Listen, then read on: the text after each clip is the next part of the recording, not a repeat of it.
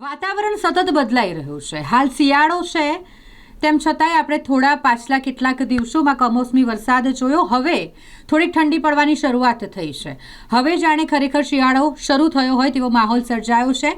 અને જે રીતે વરસાદ લાંબો ચાલ્યો, ગરમી પણ લાંબો સમય ચાલી, તે જ રીતે ઠંડી પણ ખૂબ જ વધુ પ્રમાણમાં પડશે તેવી હવામાન વિભાગ દ્વારા આગાહી કરવામાં આવી રહી છે.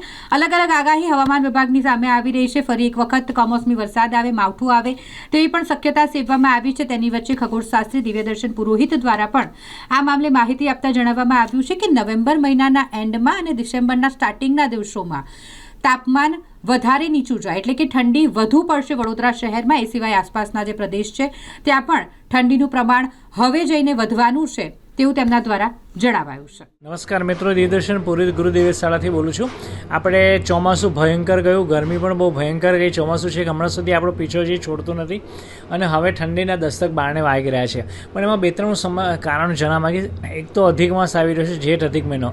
એટલે અત્યારે આપણે જે ચાલી રહ્યા છીએ ખરેખર કારતક ગણાય, પણ એવું કારતક નહીં, આસો મહિનો ચાલી રહ્યો છે. એટલે હજી ઠંડી પડી નથી, કારતક હવે આવશે. પણ સાથે સાથે બીજું એ પણ એક્સપેક્ટેશન છે કે લા નીના નામની કન્ડિશન સમુદ્રની ઉત્પન્ન થઈ ચૂકી છે, ફેબ્રુઆરી સુધી ચાલશે. લા નીના અમેરિકા બાજુ ઠંડો પ્રવાહ ઉત્પન્ન કરે, એટલે કે ઠંડી હવા નીચે બેસે અને આપણે ત્યાં ગરમ પ્રવાહ ઉત્પન્ન કરે, એટલે ગરમ હવા ઉપર જાય અને વરસાદ પડે, સ્ટોર્મ આવે, એવું થાય.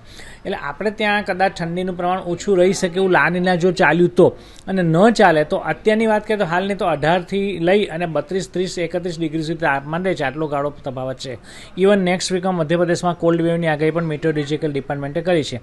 એટલે આપણે ત્યાં મારું એવું માનવું છે કે આ કારતક મહિનાના એન્ડમાં, એટલે કે આ નવેમ્બર મહિનાના એન્ડની વાત કરીએ, નવેમ્બર અને ડિસેમ્બરની શરૂઆતમાં લગભગ 12મી 14મી ડિસેમ્બરની આસપાસ કોલ્ડ વેવ શરૂ થઈ જશે. એટલે ઠંડી 12થી 14 ડિગ્રી અને ઓછામાં ઓછી 9 ડિગ્રી સુધી જવાની પણ વડોદરા શહેરની વાત કરીએ તો સંભાવના રહેલી છે. એટલે આવનારા સમયમાં કોલ્ડ વેવથી આપણે તૈયાર રહેવાનું રહેશે.